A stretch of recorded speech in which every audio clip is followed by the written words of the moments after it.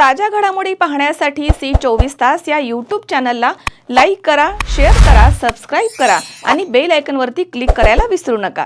उन्हाळा आलाय, गरमी जाणवायला लागली आहे, पण चिंता नको। इलेक्ट्रॉनिक वस्तूंच्या खरेदीसाठी एकच विश्वसनीय नाव, साईराम इलेक्ट्रॉनिक्स अँड बॅटरीज। आम्ही घेऊन आलोय कडक उन्हाळ्यातील थंडा थंडा कूल कूल इलेक्ट्रॉनिक वस्तूंची नवीन रेंज, जी तुम्हाला आणि तुमच्या घराला ठेवेल कडक उन्हाळ्यातही एकदम थंडा थंडा cool cool.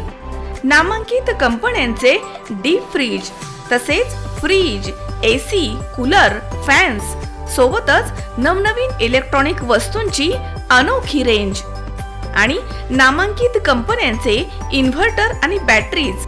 Sairam electronics and batteries, खरेदी विक्री संघ, व्यापारी संकुल, Nagar Manmad road, Rahuri. Sairam hospital test tube baby centre, उपलब्ध सुविधा वंध्यत्व निवारण टेस्ट ट्यूब बेबी सेंटर, वंध्यत्वासाठी दुर्बीण तपासणी, त्यामध्ये गर्भपिशवीमधील पडदा काढणं, बंद गर्भनलिका उघडण्याचं ऑपरेशन, पिशवीची गाठ काढणं, अंडाशयाची गाठ काढणं, दुर्बिणीद्वारे शस्त्रक्रिया, गर्भपिशवीचे दुर्बिणीद्वारे ऑपरेशन, गर्भपिशवीचं पोट उघडून ऑपरेशन, गर्भपिशवीचे योनी मार्गामधनं ऑपरेशन, कुटुंब नियोजनाचं ऑपरेशन, कुटुंब नियोजनाचं ऑपरेशन उलटवण्याची शस्त्रक्रिया, तसेच प्रसूतीगृह। साईराम हॉस्पिटल लॅप्रोस्कोपिक सेंटर आणि test baby centre, court area, Bhagyashree हॉटेलच्या पाठीमागे, राहुरी।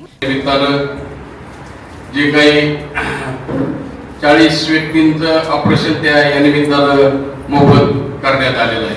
त्याचप्रमाणे 175 व्यक्तींना मोफत चष्मे आज आपण या ठिकाणी देत आहोत आणि सातत्याने साहेब 3-4 वर्षापासून आम्ही हा उपक्रम दरवर्षी राबवतोय।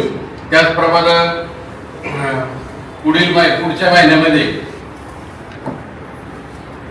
जयपूर फूडचं एक शिबिर पण आमचं घेण्याचं मानस आहे की जे अपंग आहेत त्यांना त्यातून आपल्याला काय मदत करता येईल, ती सह्याद्री परिवार आणि साधू वासवानी हॉस्पिटलच्या वतीनं आपण पुढच्या महिन्यात ते पण शिबिर या ठिकाणी आयोजित करत आहोत। या कार्यक्रम प्रसंगी उपस्थित असलेले आमचे मार्गदर्शक श्रीरामपूर विभागाचे पोलीस उपाधीक्षक, त्यांना मी काल फोन केला, साहेब पत्रिका द्यायला येतो, साहेब म्हणले येऊ नका, फक्त फोनवर सांगा मी कार्यक्रमाला येतो। असे शिवपूजे साहेब, त्यांचं कायम आम्हाला त्या ठिकाणी मार्गदर्शन असतं। त्याचप्रमाणे रावलीचे तहसीलदार साहेब सन्माननीय नामदेवराव पाटील, हे 2-3 कार्यक्रमातून बीज झाले होते, परंतु आज साहेब तुम्ही आलात त्याबद्दल तुम्हाला धन्यवाद देतो। परवा आमचा वर्धापन कार्यक्रमही खूप सुंदर असा झाला।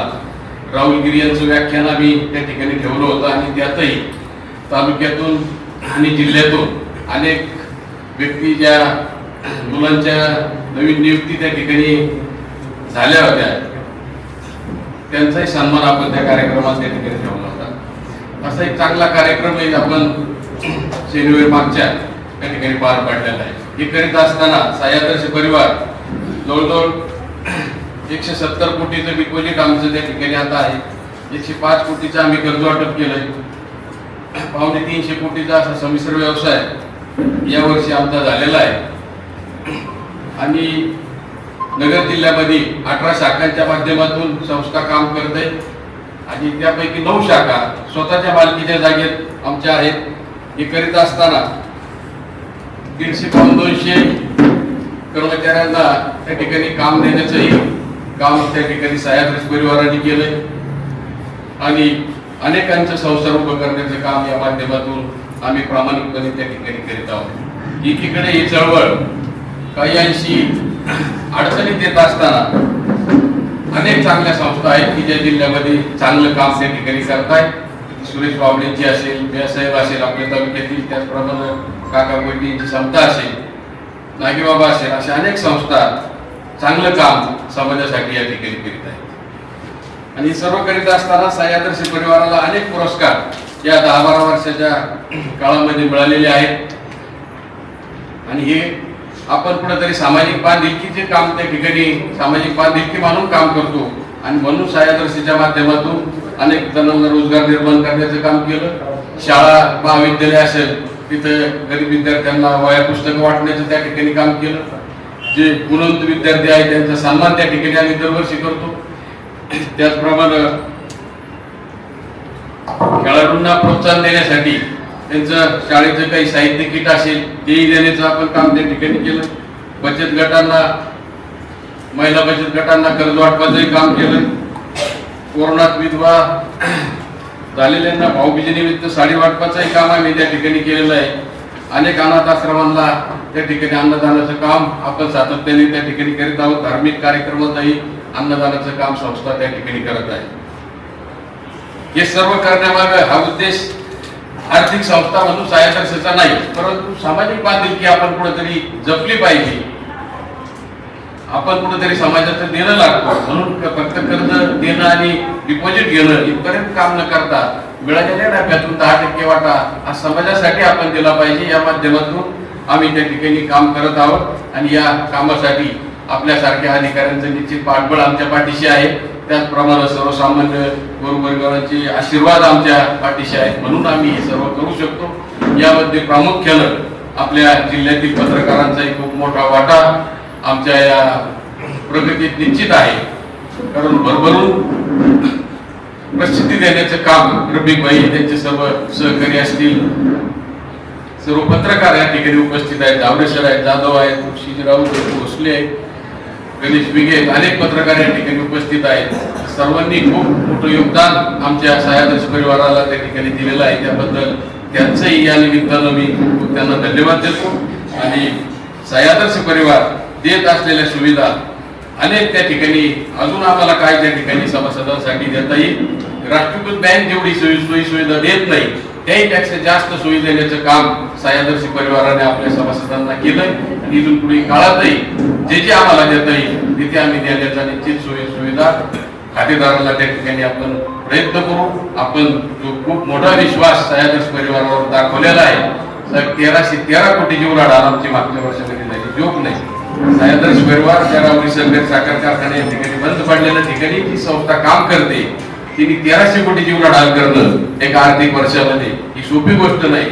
परंतु सर्वसामान्य माणसाच्या पाठबळावर आणि आमच्या सर्व सहकारी मित्र, सहकारी संचालक मंडळ, आमचा सर्व कर्मचारी स्टाफ यांच्या सर्वांच्या बळावर हे आम्ही या ठिकाणी पार पाडू शकलो. मी सर्वांना या निमित्तानं खूप खूप धन्यवाद देतो. आपण आलात, आपलं त्या ठिकाणी स्वागत करतो. थांबतो. जय हिंद, जय महाराष्ट्र, जय सरकार. उद्या बस्ता खरेदीला जायचंय आणि तुम्ही दोघांनीही यायचंय. काहीही कारण चालणार नाही. आपल्या भाचीचं लग्न आहे, आपण येणार नसता. हो हो, भेटू आपण. बघितलं सगळ्यांना किती आनंद झालाय तुझ्या लग्नाचा ऐकून. हो ग, पण मला एक सांग, उद्या आपण बस्ता खरेदीला कुठे चाललोय हे तर तू कोणालाच नाही सांगितलंस. सांगायची गरजच काय, पिढ्यानपिढ्यांची परंपरा आहे ही. लहानांपासून थोरांपर्यंत सगळ्यांना ठाऊक आहे. बस्ता खरेदी म्हणजे कोहिनूर.